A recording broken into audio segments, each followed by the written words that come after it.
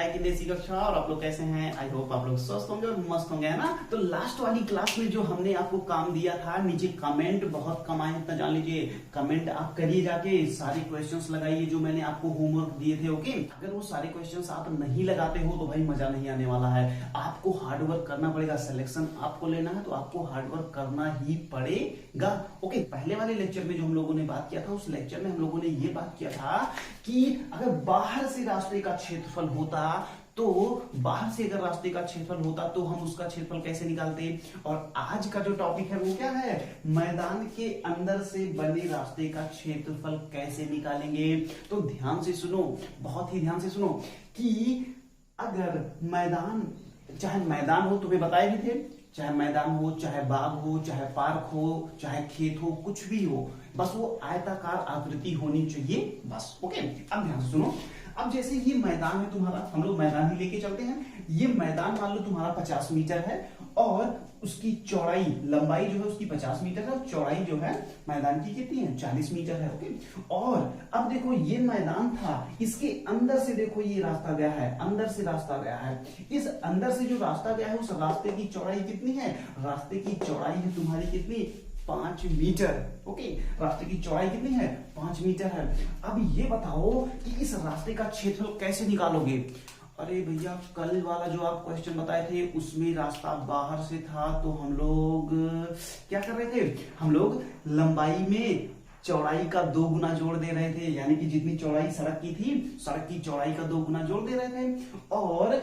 और चौड़ाई में भी सड़क की चौड़ाई का 2 गुना जोड़ दे रहे थे। तो इस तरह से लंबाई और चौड़ाई में 2 गुना जोड़ देने के बाद हम लोगों के पास एक आयत की लंबाई और चौड़ाई, बड़े वाले आयत की लंबाई और चौड़ाई आ गई थी। उस बड़े वाले आयत में से छोटे वाले आयत का क्षेत्रफल घटा दिए थे। तो हम लोगों को क्या मिल गया था? कल पिछले वाले लेक्चर में हम लोगों को बाहर से बने रास्ते का क्षेत्रफल मिल गया था, है ना।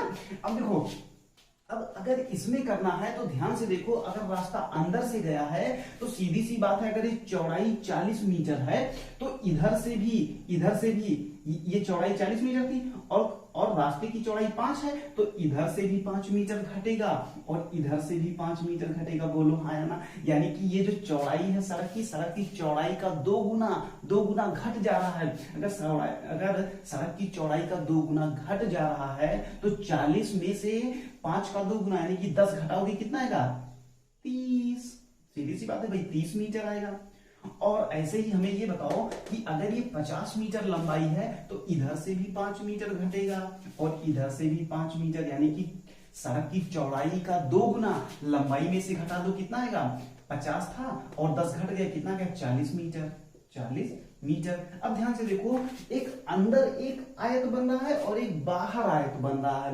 तो अब हमें बताओ, बाहर वाले आयत में से या बड़े वाले आयत में से छोटे वाले आयत को जब तुम घटा दोगे तो क्या मिलेगा? भाई सड़क का ही तो क्षेत्रफल अपन को मिल जाएगा। बस बहुत ही आसान था। यानी कि यहाँ पे बड़े वाले आयत का क्षेत्रफल कितना हो जाएगा? बड़े वाले आयत का क्षेत्रफल कितना हो जाएगा? 50 गुणे 40।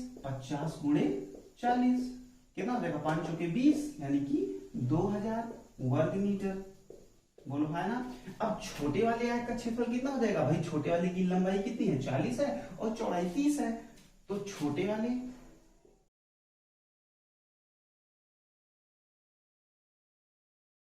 आयत का क्षेत्रफल क्या हो जाएगा भाई? 40 गुणे 30। आराम से लिखो, कोई जल्दबाजी थोड़ी है। 40 गुणे 30 कितना हो जाएगा? 4 के 12, यानी कि 1200 वर्ग मीटर। याद रखना, क्षेत्रफल को हमेशा वर्ग मीटर में रखते हैं। अब तो रास्ते का क्षेत्रफल, अंदर से बने रास्ते का क्षेत्रफल क्या हो जाएगा? बोलो। बराबर कितना? 2000 में से 1200 घटा लो, 2000 माइनस 1200। बोलो हाँ है ना। अब देखो कितना आ गया? 800 वर्ग मीटर। 800 वर्ग मीटर। ओके, ये रहा क्या?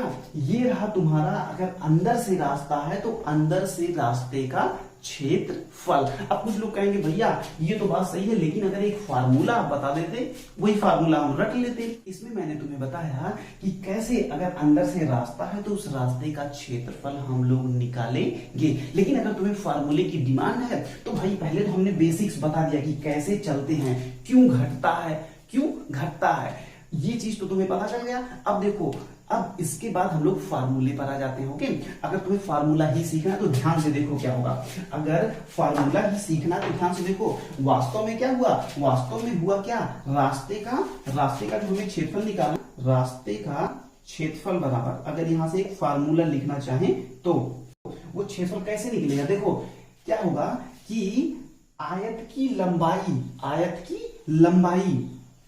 लंबाई माइनस 2 गुणे चौड़ाई का 2 गुना ही तो घटा रहे हैं, 2 गुणे रास्ते की चौड़ाई।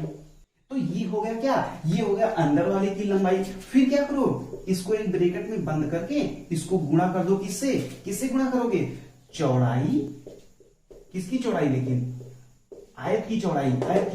ठीक है, यहां आयत लिख लो, आयत लिख लो या आयताकार मैदान लिख लो। आयताकार मैदान की लंबाई माइनस 2 गुणे रास्ते की चौड़ाई, और यहां पे लिख लो आयताकार मैदान की, आयताकार मैदान की चौड़ाई माइनस 2 गुणे रास्ते की चौड़ाई। ठीक, अब क्या करोगे, इसको एक ब्रैकेट में बंद कर दोगे, और माइनस क्या, माइनस क्षेत्रफल, माइनस मैदान का क्षेत्रफल।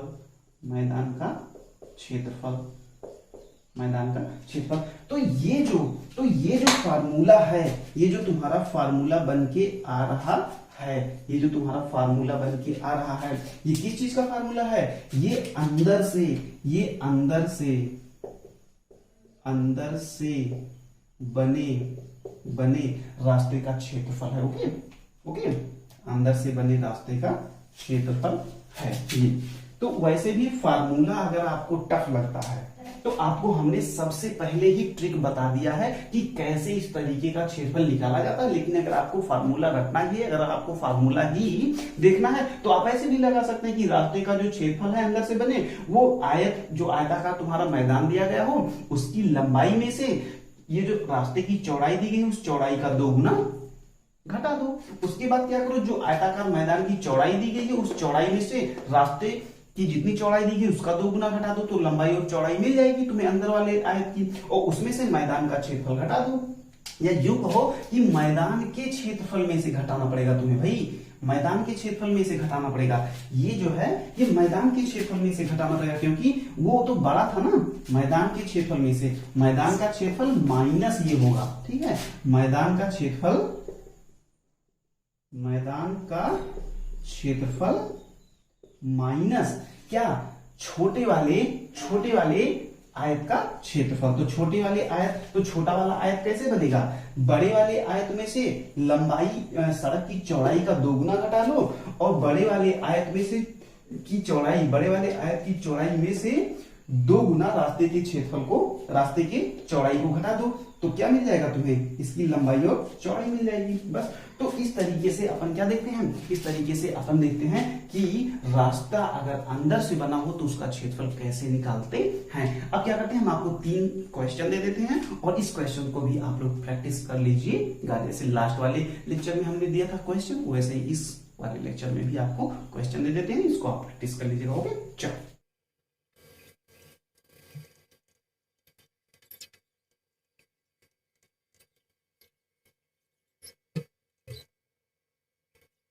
बोर्ड पे देखिए, ये आपके लिए 1, और ये क्वेश्चन नंबर 2, और ये क्वेश्चन नंबर 3 क्वेश्चन दिए गए हैं। इन तीनों क्वेश्चन को आपको क्या करना है, सबसे पहले वीडियो को पॉज करिए। वीडियो को पॉज करने के बाद इन तीनों को सबसे पहले आप क्या करिए, इन तीनों को सबसे पहले आप स्क्रीनशॉट ले लीजिए इसका, और स्क्रीनशॉट लेने के बाद इन तीनों क्वेश्चन को ट्राई करिए, और ट्राई करने के बाद इसके आंसर्स आप कमेंट बॉक्स में लिखिए कि आपके कितने आंसर आ रहे हैं। ओके, तो सबसे पहला क्वेश्चन देख लो क्या है, लंबाई क्या है मैदान की, 100 मीटर है और चौड़ाई 50 मीटर है। ओके, इसके अंदर से जो रास्ता जा रहा है उस रास्ते की चौड़ाई 10 मीटर है।